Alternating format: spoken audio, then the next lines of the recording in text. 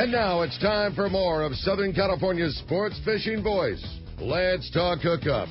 This portion of the show is sponsored in part by Ford, the official truck of Let's Talk Hookup. Rancho Leonero, where your wildest Baja dreams come true. Maui Jim Sunglasses, the choice of the best captains. Shimano Rods and Reels, fish with the best. Shimano. And by Yamaha Outboards, official motor sponsor of Let's Talk Hookup.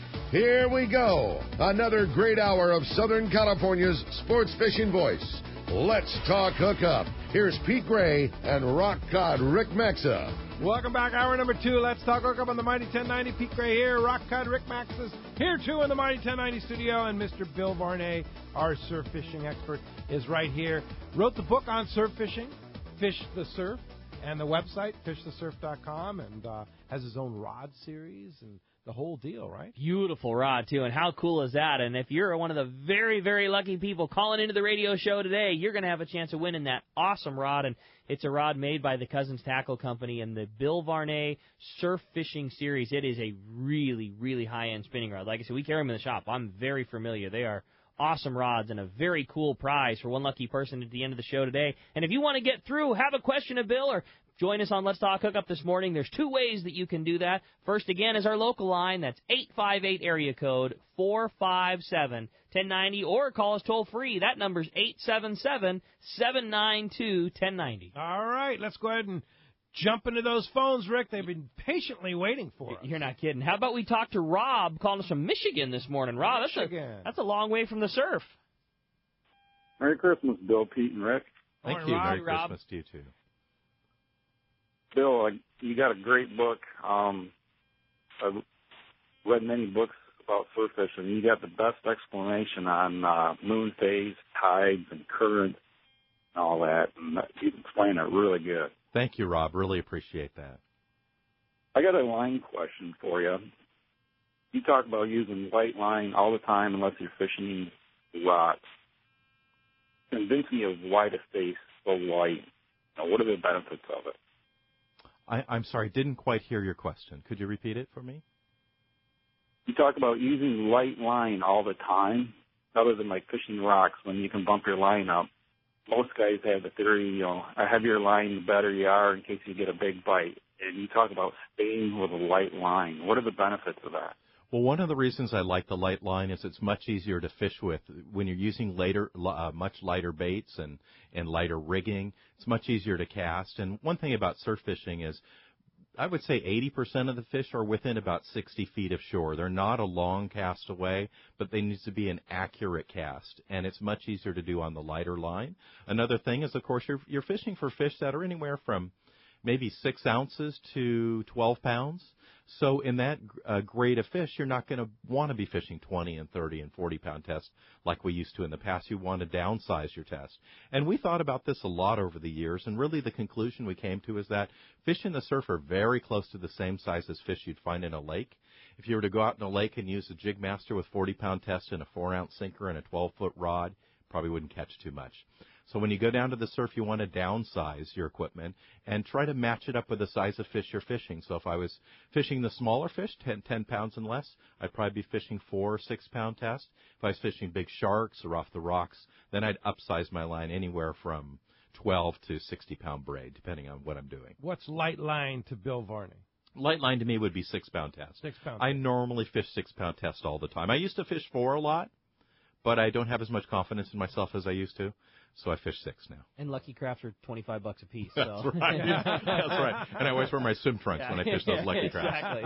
Hey, hope that helps you out. Thanks for calling us from Michigan there, Rob. Probably listening to us on the web. You can do that on our website, hookup1090.com. On the front page, you see a radio antenna. You just click that radio antenna. It takes right to the Mighty 1090 website where our Listen Live is. And, of course, you can always listen on our archives, too. 724, we have our archives page. Hookup1090.com, show archives. You can listen back almost 2 years. Pretty cool, man. Yeah. Very cool. Hey, let's jump right back into them. They're packed up. Rich and Bradley, you're up next on Let's Talk Hookup. Good morning, Rich. Good morning, Rich. And Merry Christmas to you guys. Same to you. Thank you.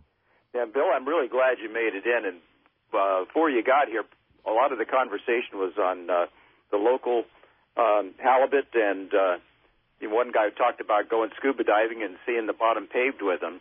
And I'm hoping maybe you could help dial me into when I want to target inshore surf fishing halibut and maybe some of the details of how I should rig and the presentation. Okay, great. That's an excellent question. There's a number of different ways, certainly, to rig for them. But first of all, looking for halibut. Where are we going to find them, and when are we going to find them? Normally, halibut will come in and spawn in the spring and the fall time. And they will normally look for an area like a harbor entrance, an estuary, somewhere where they can come into calmer water in order to forage and also to spawn. So probably the best times of year would be from the end of the Fred Hall show to the middle of June, and then through the month of September and October. Those are going to be some of your better times. The middle of the winter, we normally see them move offshore, the larger fish, although they are here all year long, and you can certainly catch them along the coast all year long. You do have the opportunity of finding them on the open beach, although that's a bit of a hit and miss. They're definitely there. But if you look for areas where you're fishing adjacent to jetties, harbor entrances, estuaries, things like that, where the incoming or the outgoing water, depending on the tide, meets the open ocean, you're going to find a lot more fish there because the bottom is being churned up, and that's the crabs and clams and the bait that they're eating. I think one thing that people forget a lot about halibut is because of their shape, they feed predominantly at slack tide periods, like at the bottom of the low or the bottom of the high. Oh, that's a good call. Yeah, so if I was to go to the beach and I was going to be fishing during the day, I'd be fishing perch and spotfin and yellowfin croaker when the tide is moving, and then a half hour before low tide or half hour after low tide, a half hour before high or half hour after high tide, I tie in a Lucky Craft, a Rapala, or a Rapala, one of those three, a crocodile or a Castmaster, just like Gundy said. Castmasters are fantastic in the surf, and I fish for those at those slack tide periods. Because think about a halibut.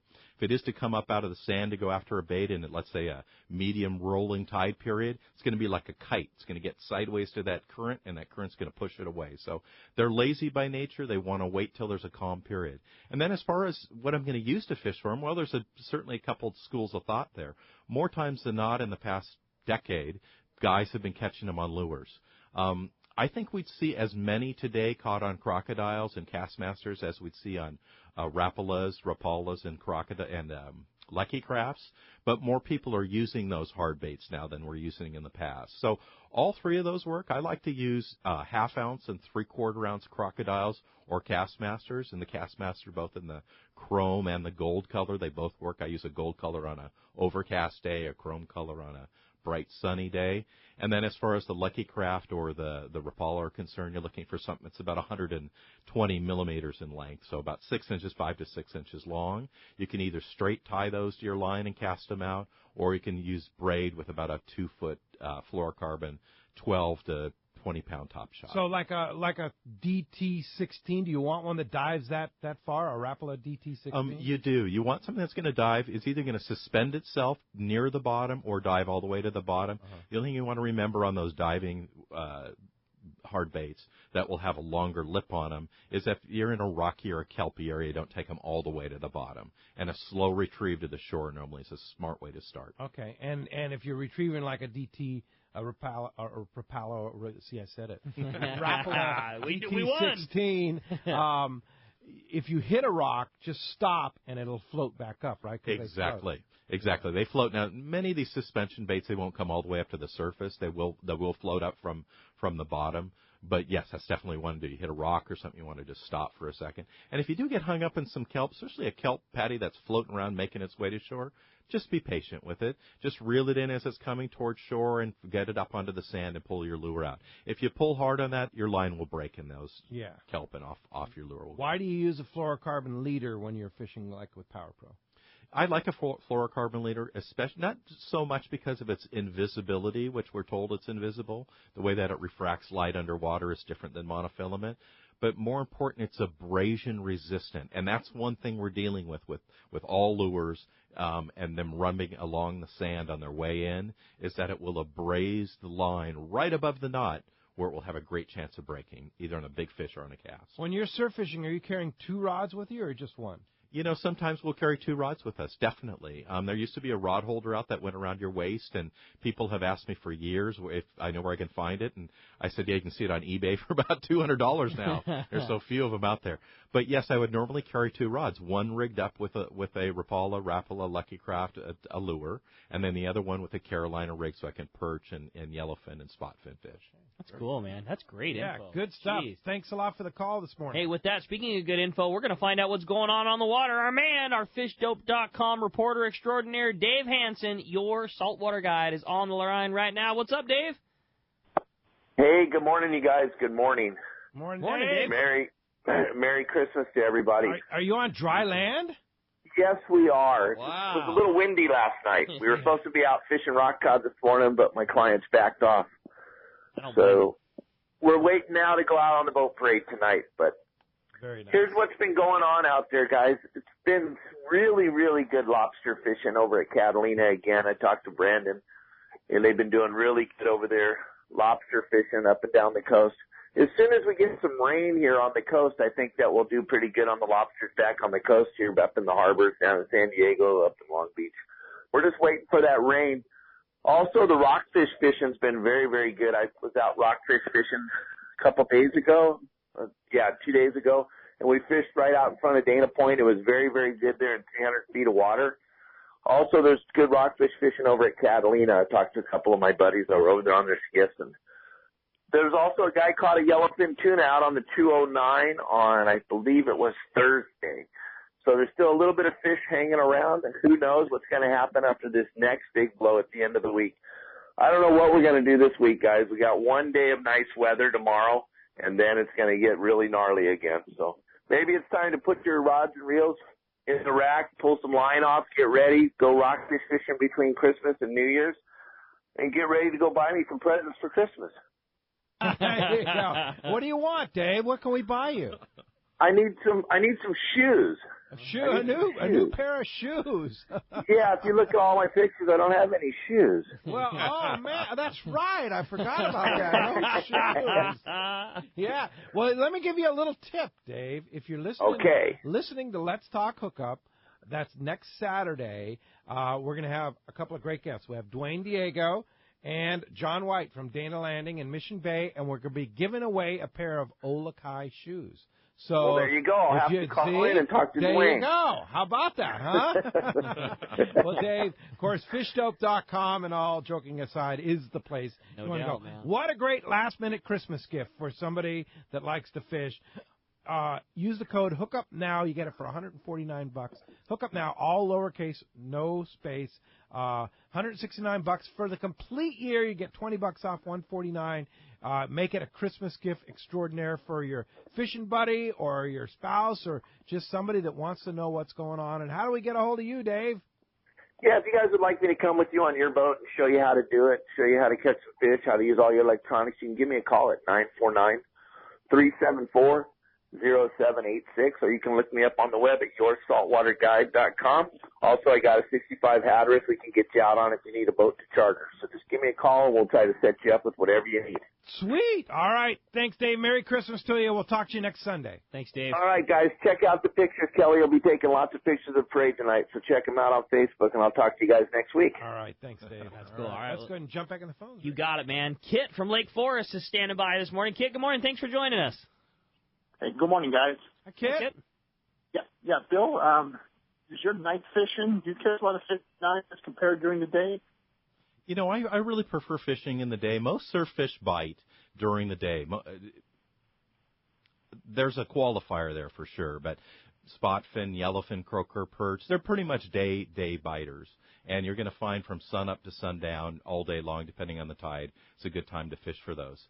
With that said, nighttime fishing is extraordinarily good for all sharks, certainly.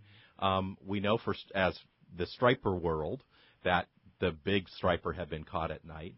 So there's benefits of both. I would definitely upsize my equipment at night, and I'd definitely be fishing for sharks. We used to commercially fish in the late 60s and early 70s for leopard sharks all up and down the coast here. And we used one rig, which was a 12-foot Calcutta. We would use a Jigmaster reel with about 40-pound test on it, a 6.0 hook, and a half a bonito or half a mackerel. no sinker at all, and just fly line it out. We'd fish high tide going to low tide, and if you cast that, and you cast it fairly far because it's pretty heavy, it's about a pound or so to cast out there, and then leave it in free spool, that outgoing tide will pull that offshore for you. Before you know it, it's going to be picked up by one of those big leopard sharks. And I'm not talking about these 1 or 2 footers we normally catch with sand crabs in the surf.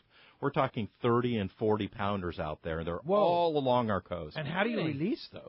Well, you just bring them to shore. Of course, they have no teeth, thank goodness. Oh, they don't? They don't have teeth. They have kind of like a rough surface where their teeth would be. And you just unhook them and let them go. They're very, very strong fish. You could probably keep them out of the water half an hour and put them back in the water. They swim right away. Incredible fight. And actually fairly good eating fish. And it's a very, very healthy population of leopard sharks all up and down the coast. That's awesome. Cool. Good tip. Hey, thanks a lot for the phone call this morning. All right. How about we talk to Tom, calling us from San Diego this morning. Thanks for hanging in there with us this morning, Tom.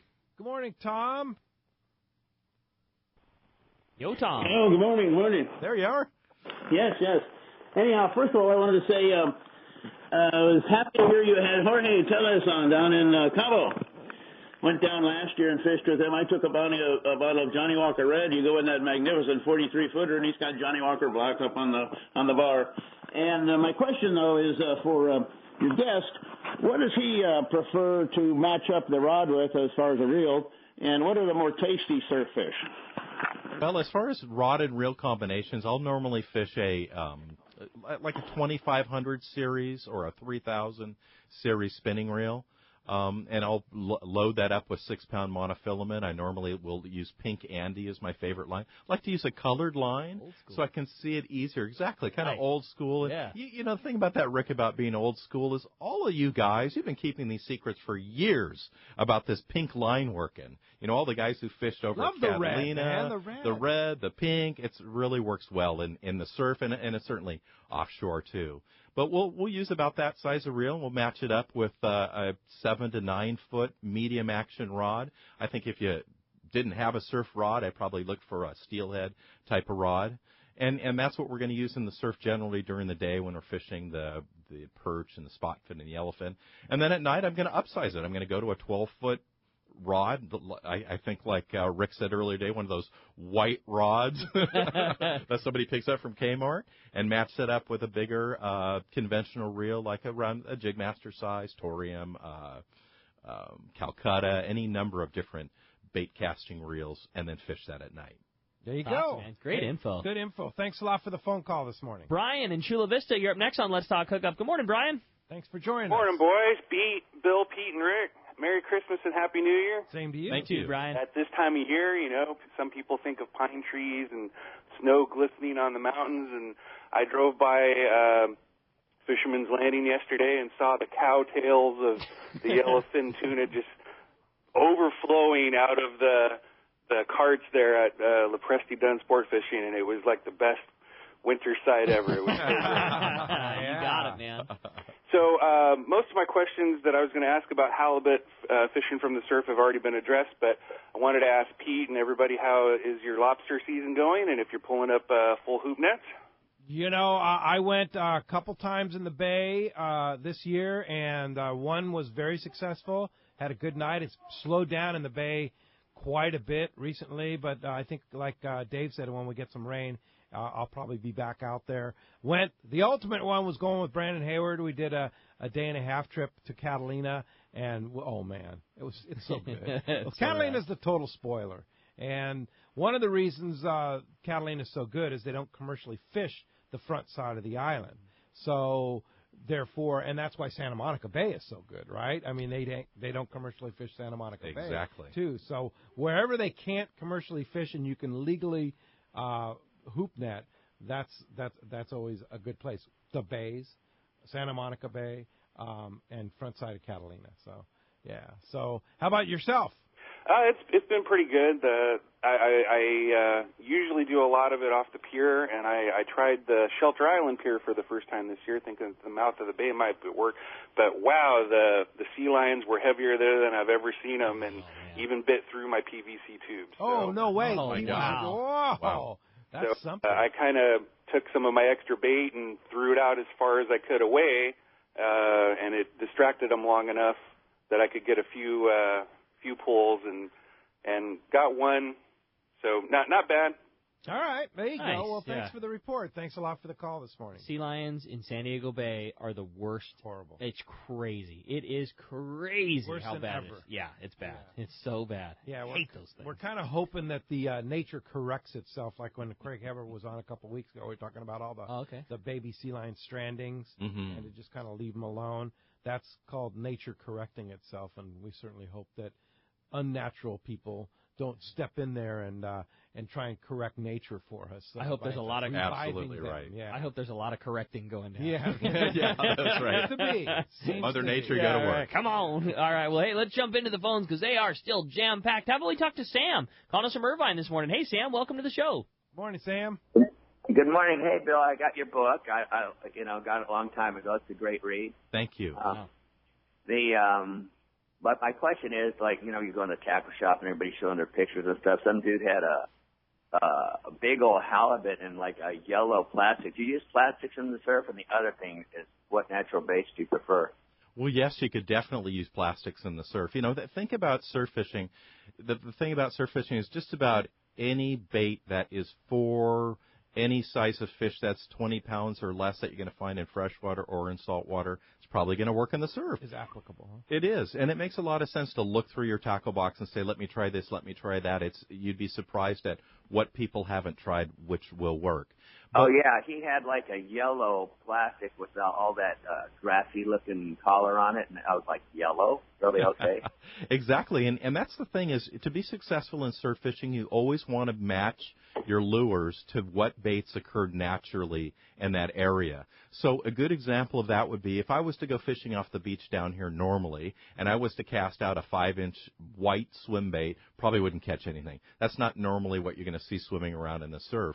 But if I'm up in Santa Barbara and there's just been or off of the Malibu area where there's just been a squid run, and I'm casting out a 5-inch bright white swim bait, it's amazing how well that works. So look at the rocks, look at the sand, look at the area around you where you're fishing. Try to find what lives there naturally, whether it's green and browns in sidewinder crabs, or grays and off-whites with sand crabs, or burnt orange and so forth on worms or mussel, and match your lures to that. As they say in fly fishing, match the hatch. And I know this is not your deal, fly fishing, but fly fishing in the surf is incredible. And you get the proper equipment, you get the proper technique, you can catch a lot of fish on the fly in the surf. Absolutely. I've done it, and it's really fun. There's quite a few guys up in the Huntington Beach area who fly fish up there. Nothing like catching a corbina on a fly. Oh, I bet. They just rip you. I mean, it's really fun. Absolutely. An effective way to present, an appropriate size bait to those things, too. A lot of that surf perch and things like that. It's small things. So, cool way to do it. Simple little Clouser minnow works really, really well. 250 grain sink tip striper style line, integrated line, 7-8 weight rod. That's all you need. It's cool. It's very, very, very simple deal. And you can talk to the International Federation of Fly Fishermen. They're going to do a big presentation in January coming up that we'll be talking about on Let's Talk Hookup here coming the first of the year. So probably learn a lot more about I like that. Hey, when we come back, we got a lot more Let's Talk Hookup coming your way. More phone calls, more catch report. You stay tuned. It's great stuff coming up. It's Let's Talk Hookup on the Mighty 1090.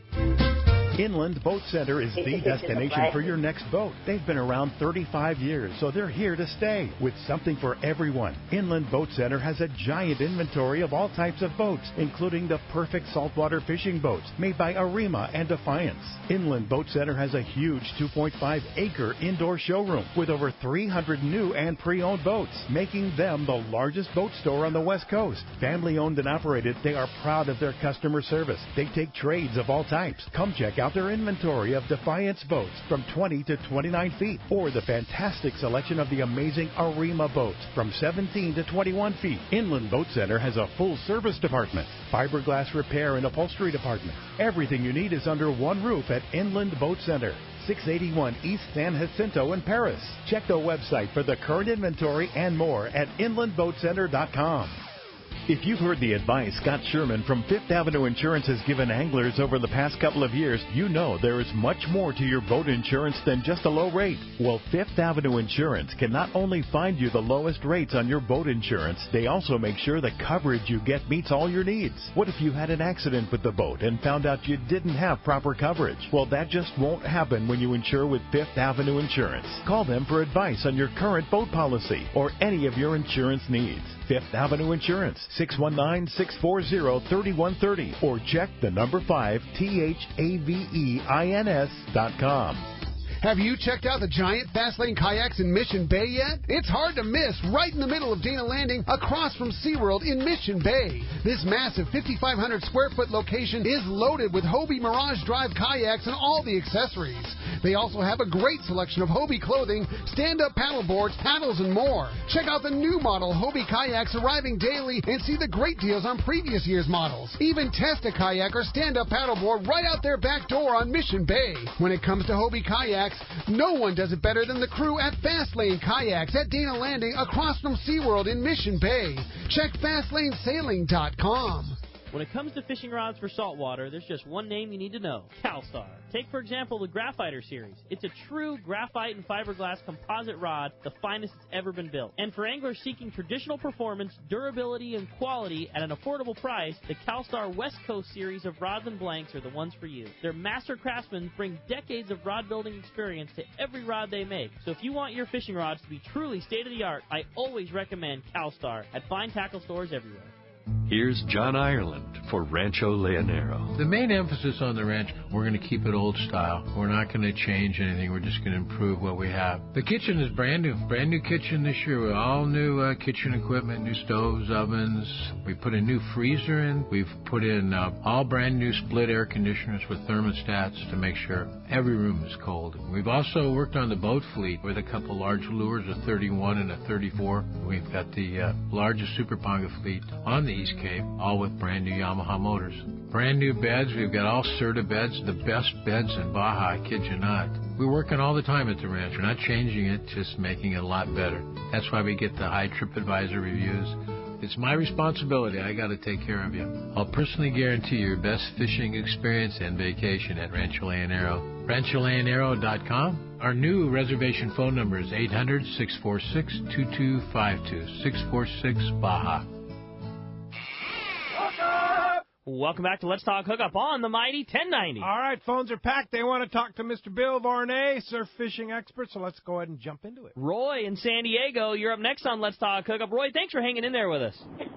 Hey, thanks. Hey, guys, how you doing this morning? Great. Great. Thank you, Roy. Great. You guys touched on it a little earlier about fishing state beaches and stuff. Last couple of years, I've been fishing San Alejo every once in a while. And was trying to figure out what's legal there. Is it to fish and stuff and baits to use and stuff? Because I was told that it's okay to fish, but you can't use the sand crabs there. So if you have any information, that'd be helpful. What I can tell you is that San Alejo towards Swami, so in the northerly direction, if you were to go to the sand and look to your right, there is some restrictions or closures there under the MLPAs. And as I said, if you go to my site or Department of Fish and Wildlife, you'll be able to see exactly what those are. And they are confusing because some are no take, some are certain fish you can take, some are catch and release is okay. That's something you want to check into. As far as taking bait off the beach there, I don't think that there's any problem with that at all. Where you do have to, or where you are restricted rather from taking any bait, any shells, any mussels, is up in Crystal Cove. Crystal Cove is the little gem of surf fishing allowed in the Laguna area. South of there, it's completely off limits entirely. But when it comes to Crystal Cove, you can still fish there, but you need to import your own bait into there. So really? If you have sand crabs or worms. Okay, explain that to me. It has, for many years prior to the MLPA, been closed to any collection of shells or rocks or sand crabs or mussel or any of those things along there. And it's been that way for many, many years. When it came up that the MLPAs were going to come into effect, which is actually when I first started doing my seminars up there, the very first year, all of the rangers and I got together and they said, we're not going to let this thing go through here. We're going to push through to have fishing available here because we're going to lose so many clients who come to these state parks if we don't do that. And I said, there's no way you're going to do that. And believe it or not, they were able to get that through. Wow. Good, man. Yeah, that's good news. So there are places you can't take sand crabs. Check your local regulations. Exactly. If you're in a state park, talk to the state park rangers. Make sure that you have your fishing license with you. Yeah, that's exactly when you're on right. the beach, right? Right. The rangers there will enforce Yes. the Department of Fish and Wildlife's laws. I have been checked by the rangers on state park beaches, so absolutely do that. Thanks a lot for the call this morning. Ed in Mira Mesa, you're up next on Let's Talk Hookup. What's up, Ed? Morning, Ed. Hi, guys. Merry Christmas. Thank you. Merry Christmas to you, too, Ed. Yeah, Bill, I have a question. When would you use a Texas rig compared to a Carolina rig? You know, they're pretty interchangeable. I think a Carolina rig is going to be a more slicker rig for you if you have any situation where you might be snagged. Get a snagging situation where you're fishing adjacent to rocks or off a jetty. But all in all, I'd say they're probably pretty comparable. Maybe explain the difference between the two. Somebody's not familiar, like a Texas rig being a rig where the sinker slides right to the hook, right, and then the Carolina rig with the swivel. Is that right? Yeah, that's right. Well, if you're keeper up above it or something like that. Right, with a Carolina, which people like to use a Carolina keeper, although I sometimes shy away from them because they have a tendency to attract kelp and weeds and stuff in the water, a little bit larger than a swivel would be. But the Texas rig, I mean, that's a great rig for fishing the grub. So you can fish the grub. You can have a little sliding sinker or a little bullet. Oh, yeah, bullet, or I'm trying to think of a worm sinker that you'd use in freshwater for bass fishing up above, and that would work well for you. But as I said, with that rig, you can have a greater chance of it being snagged than you would by having a smaller sinker like an 1/8-ounce sliding sinker up above it on the Carolina rig. Got it. Yeah, good info. Yeah, really good info. Thanks a lot for the call. I want to back up for just a second about licenses in the surf. Okay, you do in California need a fishing license if you're 16 years or older in the surf. Yes. Right? In Mexico, you do not. In Mexico, you do not. Need a fishing license when you're fishing from the beach. And in Hawaii, you do not need one. Oh, you don't need one in Hawaii either. You just need a license in Hawaii for freshwater fishing. Oh, you do? Mm-hmm. You don't need a saltwater license? No, you do not. What if you're on a boat? I don't believe you do. Unless that has changed in the last year or two, I don't believe I didn't you know do. that. So you need a freshwater license? You knew this? I do, yeah. Yeah. I mean, at least my take has always been that same. Yeah, because there's not that many freshwater lakes. Right. You could probably count on one hand the people who've freshwater fished in Hawaii. About that. Yeah. There's good peacock fishing in Kauai. Yeah. I mean, it's all over the place. Yeah, there's all kinds of refuge, little reservoirs and things like that. Yeah, that used to be sugar plantation reservoirs and stuff like that. Yeah. And I understand there's some really good trout fishing there too. I've seen some really big trout up there. Come on. I'm serious. Where would that But nobody fishes on Kauai. But on nobody Kauai. fishes there in the freshwater. Very few people. I'll be darned. Yeah, well, I guess you get a lot of rain and you get a lot of fresh water, and it's cold enough for trout. Why not? Right? Absolutely. There's guides in Hawaii that you can hire that's like a dude with his pickup truck, and you drive around all like the local spots, and they're small. They're small farm ponds where you'll catch 2 or 3 fish, and then hop in the truck, and they'll go up to the next one, and then catch 1 or 2 more, and then go up to the next one, and they're pretty cool. That? Yeah, totally. Yeah, that sounds like cool. a good time for sure. But in Mexico, I think that's just fantastic. What an opportunity for people to go down there. If they're not going to fish, you can take a surf fishing rod and just walk out your door and fish from the surf. Absolutely. And there's so many places down there, really anywhere where you have the ocean lapping on the shore, you can fish down there. Yeah, pretty That's cool. All right, phones are packed. Let's jump back into it. Let's Rick. go to Fullerton. We're going to talk to Lou's up next. What's up, Lou? Welcome to the show. Oh, nice to hear from you, Lou. Hey, happy holidays to everybody. Same to you. You too, Hey, Lou. Bill. Yeah. Hey, Bill, I was glad to hear you mention a name from the past, old Fred Oakley. He was quite the fisherman, and I met him in the late 60s on the jetties. But my point is that we ran into a lot of old-timers, Dal, the Lacanos, Tim Rock, and all those guys that taught us how to fish the surf, high tide and low tide. So, the high tide means a lot. There's also beaches in the Ventura and Santa Barbara counties that you can fish low tide and still catch some good fish. So don't restrict yourselves to just the high tide or the slack. Fish them both and you'll be very successful. Absolutely. Did I hear you mention one of the most legendary surf fishing gurus of all time, Del Marsh? Oh, yeah, for Mr. Variety? Absolutely. The perch derby from the late 60s out of Wiley's up until the 80s when they closed down because of lack of participation from clubs. Those boys were always out there, day in and day out. And then, Tim Rock passed away on that terrible accident in Baja. And, we lost a good friend there. So, those guys at my age right now, we thank all them for what they taught us. And Bill, you're just passing the torch along to the next generation. Well, thank you so much. You know, Fred was a close friend of mine, and he was my boss. When I was about 8 or 9, I used to work I wanted to work, I should say, in a tackle shop, TC's Bait and Tackle. I used to hang out in there, and the owner got so sick of me. And he said, we got this guy coming in. He's our bait guy, and maybe you can work for him, and we'll put you in touch with him. So Fred came in, and big smile, and he said, I'm going to take you out tonight. I'm going to show you how to catch some sand crabs. So that started in about 1967. I worked for him for about 10 years. But the thing about Fred that was fantastic was not only was he the world's casting champion for about 12 consecutive years. I think Ron Arr, I think, is the guy who finally beat him. But also he held numerous, and he still holds, world records for fishing. He held the world record for mako shark until about 20 years ago. He held this record for about 20 years, and Fred did not know how to swim, and he rarely went on boats, so he caught this fish on the beach. It was really a phenomenal story about that. So he holds the current barred surf perch record and numerous other records. And before Fred passed away, he did say to me, Bill, if you do anything in life, if you can go on and pass on the things that I taught you. Really a wonderful That's guy. cool. Very thoughtful. There's probably a great book that could be written about some of the characters fishing the surf, right? There really could be. I mean, there's so many. There's a living legend, Ron Schmidt, still around, who lives up in the South Bay, who was a good friend of Fred's and has caught incredible fish. There's so many fish. You also had Red Devil and Scotty and all those boys. Exactly. You sure did. All of those legends. It would be great to have all the information they had. It's cool. Indeed. Hey, Lou, thanks a lot for the phone call this morning. You know, before time gets away from us, I want you to talk about the different things you do to teach people how to surf fish.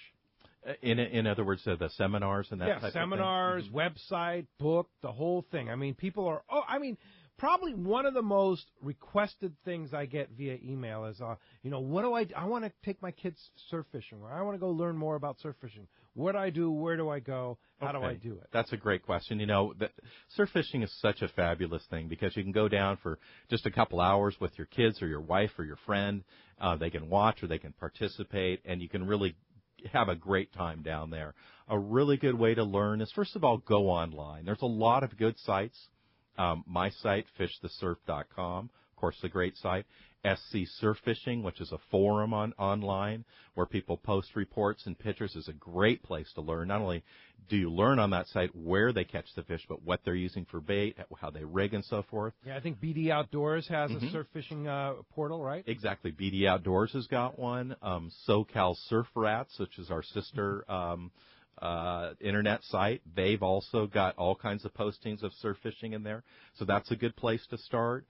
If you go on my site, you'll find numerous articles on there that I've written for Western Outdoor News, Fish Taco Chronicles, and others that you can read. Then you can pick up my book, Surf Fishing the Light Line Revolution. It's available at almost every tackle shop. You get it down at Rick's shop or anywhere. You can find it online at my tackle shop, which is surffishtackle.com. I do seminars in numerous tackle shops. Those are normally throughout the winter. I'll have 6 to 8 of them at the Fred Hall Show. I'll be the keynote speaker of the Fred Hall Show. So before the Thursday opening show, we'll have about an hour-and-a-half seminar in there, and then we'll have some fantastic giveaways. Is that the one you did with Cousins? Exactly, with Cousins and Pure Fishing last year. So we'll do that again this year. So that'll be great. Awesome. At the Fred Hall Long Beach Show. At Fred Hall Long Beach and Del Mar. And Del Mar will just be the seminars, and then at Long Beach, we'll also have the before show. And then the number one thing to do for sure is the on-the-beach seminars. Yeah, that's cool. It's really the way to go. It's May, June, July, August, and September. They start at Crystal Cove. They go to Bolsa Chica, San Alejo, up to Carlsbad, Carlsbad, and then up to Carpinteria, and then back down to Bolsa Chica, and we'll teach you right on the beach how to surf fish. We provide all the bait. We'll take about 20 minutes and go over rigging. We'll make our way down to the sand, spread out, catch some fish, have a great time. How many people in the group? We normally limit it to 50 people. 50, wow, okay. And you can sign up online? You can sign up online. The best thing to do is just go to the front page of my website, fishthesurf.com. There's a little box on the bottom right-hand corner where you sign up for our free newsletter. Whoever's on that list will get the notification first that these seminars are available, they do fill up in maybe an hour or 2 hours, very, very quickly. As soon as you put them on. As soon as I put them on. Wow. That's rad, man. That's so rad. All right, let's jump back into the phones. You got it. How about this time we talk to Tom? He's calling from Temecula. What's up, Tom? Welcome to the show. Morning, guys, and happy Christmas to you guys. Thank you. Bill, I'm pretty much a wannabe surf fisherman, but I would probably like to focus more on the artificials. And I know you use the Rapalas. Are those all floating that you use, and do you use any of the diving ones? And then for Mexico, I know crocodiles are a phenomenal lure down there from the beach. Would you use a deep diving like a Magnum, a small bait there as well? Yes, what I would definitely use is I would use a suspension bait in the surf. So, like when we were all kids and we had Rapalas back in the day, when we called them Rapalas, before they were Rapalas, we would reel for bonita fishing, let's say, and they would float up to the surface when we would stop reeling. Well, these suspension baits, how they work now is they go down to about 6 to 9 meters down, depending on how deep you're fishing, and then and they have a couple of weighted rattles in them. So when you stop retrieving, the bait actually stays suspended at whatever level it's at that current time. So you're normally looking for a suspension lure rather than a deep diving or a floating lure. You'd want a suspension lure when you're surf fishing the beach. And then as far as fishing down on the East Cape, of course, the Rapala, the Rapala, I mean, all of those things are going to work. The Lucky Craft work great. But open up your mind a little bit. One thing that works great down there are poppers, like Zaraspook poppers. Ooh. They work really well Yeah. for fishing in the surf. Rangers. The Rangers work Yeah. well. Like if you're fishing over in the Pacific side, you're going to fish a Ranger, a skinny, heavier steel type of bait that you can cast a long distance. And then when you're in the Sea of Cortez, which is much calmer, you have a wide variety of lures that you can use that are the crocodiles, the Castmasters, the Lucky Craft, and so forth. But what I prefer to use down there is a couple of secret things, and I'll give those tips today.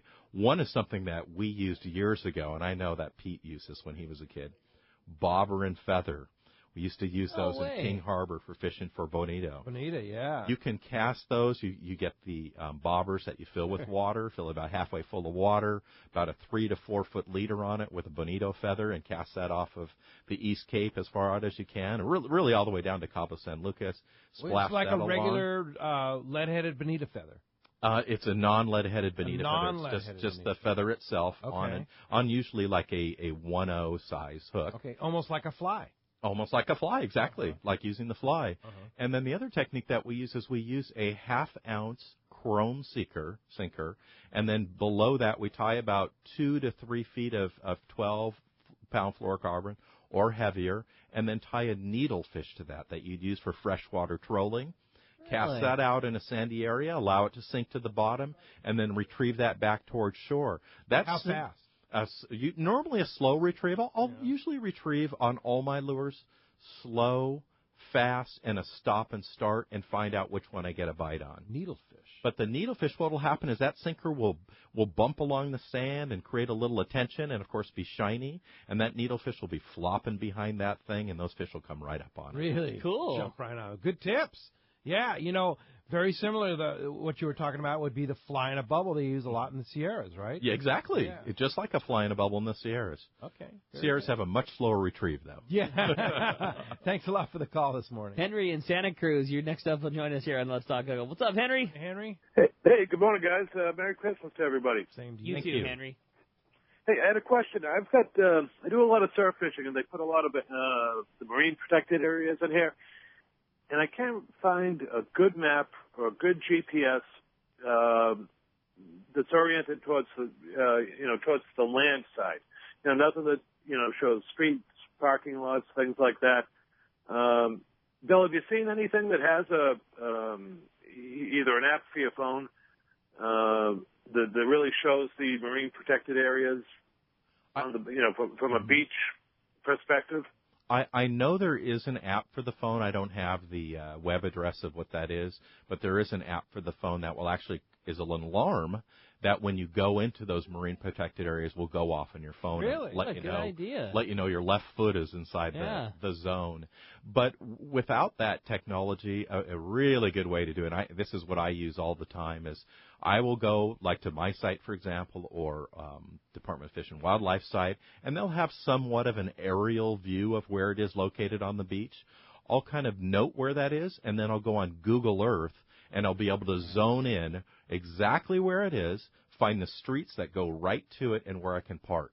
And I'll do that many times in surf fishing. And also on that Google Earth, you can actually look along that on the coast and find holes, structure areas. Oh, he's giving away that. another top secret here, right? I'm killing myself there. Wow, that's a good one. So, and a lot of times, right on the edge of those MPAs, good fishing, right? Really good fishing there. And you know, as far as the enforcement of those MPAs is concerned, it's at the warden's discretion. Most of the wardens, though, certainly the ones that I know and I work with, will come in and give you a warning. And as long as it's not an egregious thing that they know you've been in there, they know you've been doing this, they'll certainly give you a chance to move on and tell you where the line of delineation is. There you go. All right. Thanks a lot for the call this morning. All right. How about next up we talk to Neil, who's calling from Temecula this morning. Neil, good morning. Thanks for joining us. Neil. Hey, good morning. Hey, you kind of touched on what I wanted to ask you about a little bit. First of all, is the bonita still run in the San Gabriel River mouth? I grew up fishing those with homemade splashers and feathers, and that was a blast.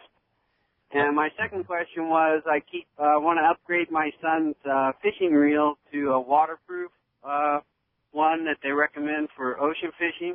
He's kind of graduated from knocking around the cheap equipment on the jetties, and I think it's time for him I'd like to get him something special. Nice for little college Christmas graduation. gift. Oh, okay, college graduation. Oh, yeah, there you go. Perfect. Well, first of all, yes, there still are bonito up there. There haven't been for years, and in the last year and a half, they've been up there. They haven't been big ones. They've been in a 1 to, I think, 3 or 4 pound range. But, yes, you go down to the edge of the jetty there and just fish along where the jetty meets the water just north of Seal Beach there, and there's quite a few bonito. Is there a minimum size on bonito? I don't know. I believe I'll look before you get back, but I believe it's like yellowtail where you can have 5 of any size, and then you have to have a certain fork length. But I'll try and look it up before we so if you're when we going pop to in keep the them, break make there. sure that you abide by the regulations. And it's funny we're on this subject because for so many years, dozens of years, you couldn't catch a bonito for the surf. It would be such an unusual catch, a surf tuna we call it. Yeah. But they're back, and last year up at Malibu was phenomenal for bonito fishing, just right offshore. They would push the bait into shore and boil right offshore, and you just cast into the boils. Fun. There they were. So much fun. Grew up catching bonito when I was a kid. I was like, oh, man. And then they disappeared. And hopefully they're on the way back. I think they love that clear, clean water. And anchovies. And anchovies, that's right. But as far as the reels are concerned, that's a very good question about reels. And what I always recommend is when you buy a rod for surf fishing, the sky's the limit. You know, if you want to go out and spend $200 or $300, $400 on a surf rod, as long as you take care of it a little bit, wash it off, dry it off, it's going to last a lifetime. You can hand it down to the grandkids. As far as the reel's concerned, the opposite of that's true. You're going to go through 1, 2, 3 reels a year if you surf fish much, because sand, whether it gets on your hands or on your line or in the wind or you drop your rod into the sand, you're going to get sand inside the reel. It happens. There hasn't been any real effective sealed reels made that you can use in the surf. The ones that have been made have been primarily made by Berkeley Pure Fishing for fishing striper on the East Coast, but they're very heavy and very expensive. Berkeley Pure Fishing redesigned the Battle 2 reel a couple of years ago where they did a couple of really smart things. They sealed the bearings in the bottom, and the bottom is no longer able to be unscrewed and taken. Like most spinning reels, it's a clamshell type of shape at the bottom of it, and you unscrew a couple screws, it comes apart. Because of that seam, sand would get in there. With a Penn Battle 2 reel, sand cannot get in the bottom end there, and it really seems to last a lot longer. But stay in the $35 to $100 range, basically. Get a quality reel, like you were mentioned earlier, the Shimano Sedona. Sienna, really, any of those Shimano higher reels end, like a nicer nicer spinning reels, and it's going to Exactly. last a lot longer. And you'll find those well under $100. Yeah, indeed. Hey, thanks a lot for the call this morning. Hey, when we come back, we got a lot more Let's Talk Hookup coming your way, including finding out who's got themselves about as nice of a surf fishing rod as a guy can get. We're giving away the Cousins Bill Varnay surf rod. More Let's Talk Hookup on the Mighty 1090.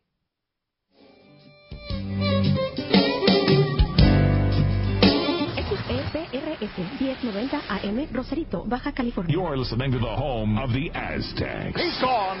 Touchdown, Aztecs. San Diego's sports leader, the Mighty 1090. Happy holidays from Fisherman's Landing Tackle. This is Doug Kern. Be sure to get that saltwater angler on your list what they really want. A gift from Fisherman's Landing Tackle and Shimano. We have the best Shimano has to offer, including Talica, Trinidad A, Therese, Stella, Saragossa, Tranks, Terramar, Waxwing, Cold Sniper, Butterfly, Torium, Tiagra, and too much more from Shimano to mention. Bottom line, we have the most complete selection of Shimano saltwater tackle and the knowledge to help you pick out the perfect gift. Check out our web specials and much more at saltwatertackle.com or come by and see us at Fisherman's Landing Tackle at Fisherman's Landing in San Diego. Fisherman's Landing has been the choice of sport fishing anglers for decades with the largest fleet of long-range boats worldwide, complemented by Southern California's finest charter and open party fleet. From a half-day trip on the Dolphin to overnight trips or a long-range adventure, you can count on Fisherman's Landing to deliver the best. Check the website for all that is going on or call Fisherman's Landing at 619-221-8500. Book now at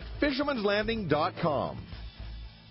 This is Captain Art Taylor of the 95-Foot Searcher. Team Searcher would like to thank all of our great customers for their support in our fantastic 2015 season. The Searcher has a fantastic crew, great food, air-conditioned cabins and galley, satellite TV, and an RSW system to preserve your catch. Our 2016 schedule is out, so don't miss the boat. Book your trip online at searchersportfishing.com or call Celia and Jen at 619-226-2403. That's 619-226-2403. Hey, this is Captain Paul Hebert from the Wicked Pisser. My brother Bruce and I make a living catching giant bluefin tuna. In fact, I wouldn't even go fishing with any other sunglasses than Maui Jim. Put a pair of Maui Jims on and instantly the glare is gone, the UV that can damage your eyes is gone, the ocean's true colors come shining through like never before. And with more contrast and clarity, you can see the bluefin at that critical time. Take it from me. Try a pair at your local tackle shop or check out MauiJim.com. You won't believe your eyes. Welcome back to Let's Talk Hookup on the Mighty 1090. Right, the big winner of the brand new Cousins Surf Fishing Bill Varnay rod is going to Rich in Bradley. Rich, congratulations. You are going to love that new outfit. You are going to love it, and I want to thank Dave Morgan, our good buddy there, for telling us about Fish Alerts as the app that he uses. And you went, oh, yes. That's the one. That's the one for the MPAs. Exactly. That's awesome. Fish Alerts. Fish Alerts. So and that'll let you know on your, where it is and Apple if you're in it. Mm-hmm. Okay, wow. Okay. I didn't even know that was the thing. I dig that, man. That's download cool. that one for sure. Anyway, Bill, thank you very much. Great job. And thank you for the Cousins for giving us that great rod. And if somebody wants to join in on any of the great things that you do, from the clinics to the book to the website, how do we work that? Best thing to do is go to fishthesurf.com, sign up on our front page for the newsletter there. You'll be in touch. And I send out tips every week on surf fishing, a couple of tips, and then at least once a month a newsletter with an article in it covering subjects from Baja all the way to the Hawaiian Islands. Good for you. Oh, that's fantastic. Well, thanks. We'll look forward to having you back. And we'll look forward to seeing you at the Fred Hall shows, Long Beach and Del Mar. Both places, can't That'll wait. be fantastic. And I wish everybody a Merry, Merry Christmas. I hope you all have a very safe and fantastic holiday. And same with my buddy Rockcod Rick and, of course, Adam behind the board there and Ryan Christensen and his family. Merry, Merry Christmas to all of you. We'll be back the day after Christmas. That's next Saturday with Dwayne Diego and John White from Dana Landing. Then, next Sunday, the last show of the year, Jim Salazar, our lobster guru, will be right in here. Thanks for listening today. We'll be back next Saturday and Sunday right here on the Mighty 1090.